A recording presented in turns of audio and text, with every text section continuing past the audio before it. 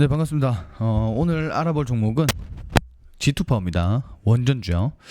자, 일단 그 원전주들이 근래 조금씩 움직임을 보여주다가 오늘 이제 대부분의 종목들이 좀 상승하는 그런 흐름이 나왔습니다.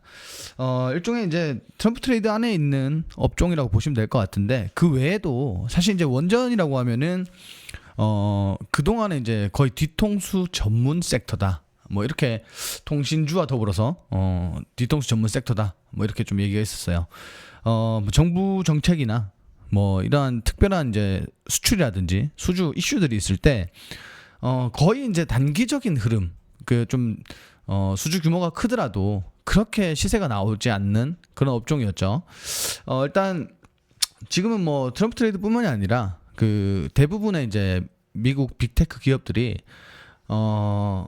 소형 모듈 원전 SMR이죠, 그죠? 이 SMR을 그 대체 에너지로 채택을 하면서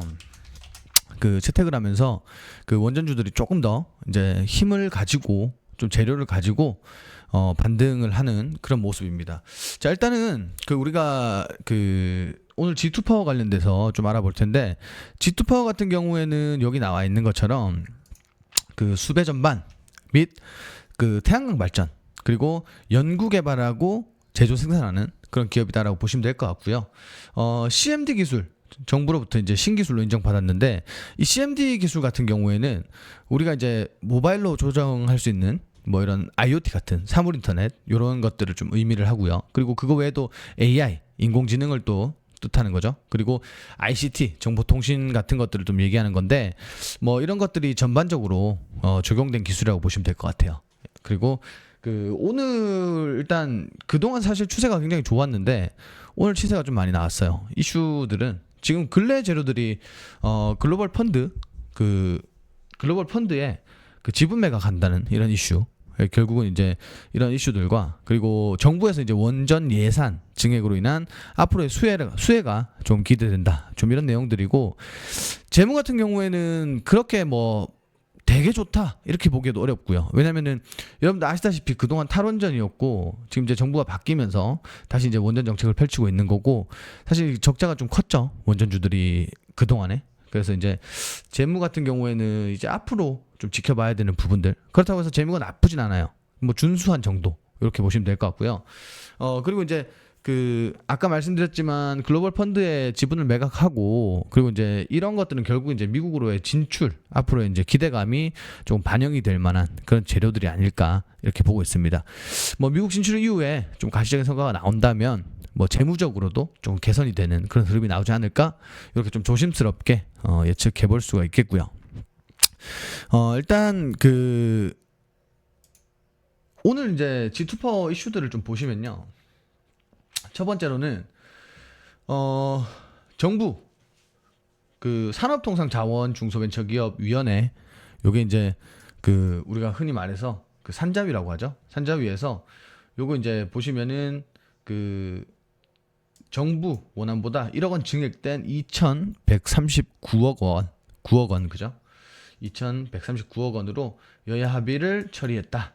그러니까 이제 지금 그 여러분들 아시다시피 정부에서 이제 기존에 있던 것보다 1억 정도 증액을 해서 뭐 협의를 했다라고 하는데, 그 투자가 커지면 커질수록 뭐 당연히 업계에는 좀 훈풍이 불 수밖에 없는 그런 이슈들이 되겠죠.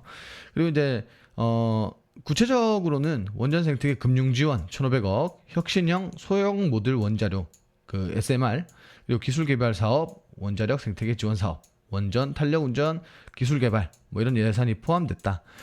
이런 이슈들로 오늘 좀 재료가 붙었었어요, 전체적으로. 그리고 두 번째로는 요겁니다. 그 공동 경영, 그죠? GM. 일단 글로벌 펀드의 12.08% 지분을 매각 예정을 그 공시를 했다. 근데 이제 결국은 그 외자 유치, 외국 자본을 좀 유치를 하고 해외 파트너 영입을 통해서 좀 전략적 파트너로 강화하겠다, 파트너십을 좀 강화하겠다라는 내용이에요.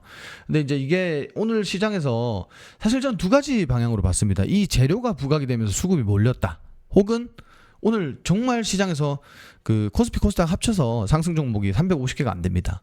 그래서 뭐 재료가 이렇게 작은 재료라도 나와서 수급이 좀 쏠렸거나, 둘 중에 하나라고 보시면 될 것 같아요. 수급 쏠림이 좀 아무래도 없지 않아 있었고, 장중에 일단 우리가 봐야 되는 거는 그 차트 보시면요, 장중에 그죠, 조정이 또 들어와서 윗꼬리 쭉 달고 빠졌어요. 그죠? 근데 이제 보통 우리가 영망치형 캔들이 나오면은 그 조정 신호라고 하는데, 지금 워낙 바닥이기 때문에, 그리고 재료가 살아있기 때문에 이건 조정 신호로 받아들일 필요는 없을 것 같습니다. 예. 일단 근래는 이제 다시 한번 이 바닥, 가장 중요한 이 바닥 구간에서 좀 이제 반등하는, 그리고 상승 흐름이 나오는 추세예요. 지금 바닥 구간 보시면요, 지금 바닥 구간이 그 거의 마지노선입니다. 지지 구간이라고 보시면 될 것 같고, 여기서 이제 재료가 좀 붙어서 이렇게 갭상승 이후에 추세적으로 이제 좀 올라가는, 그죠? 이렇게 좀 상승 추세로 좀 이어지고 있는 이런 구간이라고 보시면 될 것 같아요. 일단 뭐 우리가 지금 눈으로만 보셔도 일단 추세는 좀 살아 있는데, 그 시장이 오늘 보셨다시피 양시장이 또 많이 빠졌고, 그죠? 거의 3% 가까운 수준의 하락이 나왔어요. 다만 이제 오늘 보시다시피 아까 제가 말씀드린 것처럼 수급 쏠림이 일부 있었고, 또 재료도 동반이 되면서 수급이 또 많이 들어왔어요. 그러니까 여러분들도 아시겠지만 거래량이 활발하고 거래량이 풍부한 종목들이 오히려 올라가지, 거래량이 없는 종목들은 뭐 그렇게 뭐 당장 뭐 상승할 만한 그런 것들이 없죠. 예. 일단 근래 이제 정말 좀 의미 있는 거래량이지 않을까. 왜냐하면 그동안 사실 이제 거래량이 그렇게 많지가 않았어요. 전반적으로 말라있던 거래량이 근래 들어 좀 폭발하고 있습니다. 그래서 충분히 좀 바닥에서부터 거래량이 들어왔기 때문에 지금 뭐 더 많은 상승까지도 좀 기대해 볼 만하고, 일단 오늘 돌파가 나왔지만 기존에 이런 저항 구간을 재차 돌파할 때는 두 가지죠, 그죠? 저항 구간을 돌파하는 흐름이 나오면 추가적인 시세가 좀 대시세를 기대할 수가 있고, 그죠? 바닥에서 특히나. 그리고 저항 구간에 이제 오늘처럼 이렇게 밀리고 난 이후에 좀 꼬리라든지 몸통 기준으로 주가가 이제 조정이 들어오면 지지라인까지는 우리가 또 참을 수가 있겠죠. 지지라인 이탈하면은 여기서부터 이제 손절을 하면 된다. 근데 우리가 봐야 되는 건 뭐냐면, 오늘 이제 어쨌든 기존에 있던 매물대 소화는 한 차례 진행이 됐어요.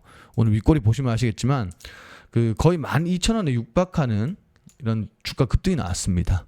이제 상단에 있는 우리가 1차 저항 구간에 좀 악성 매물대들은 소화가 됐다라고 좀 보시는 게 맞는 것 같고요.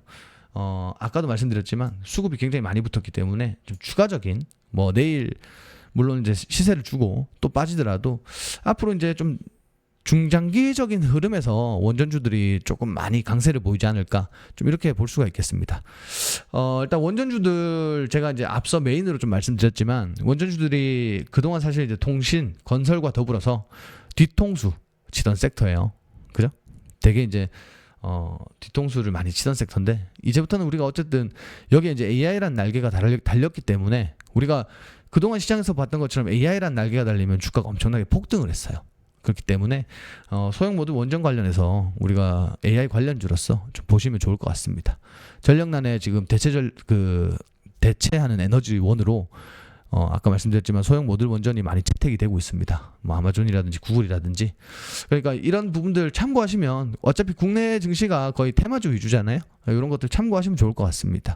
자, 오늘 종목은 이렇게 브리핑을 마치도록 하겠습니다. 감사합니다.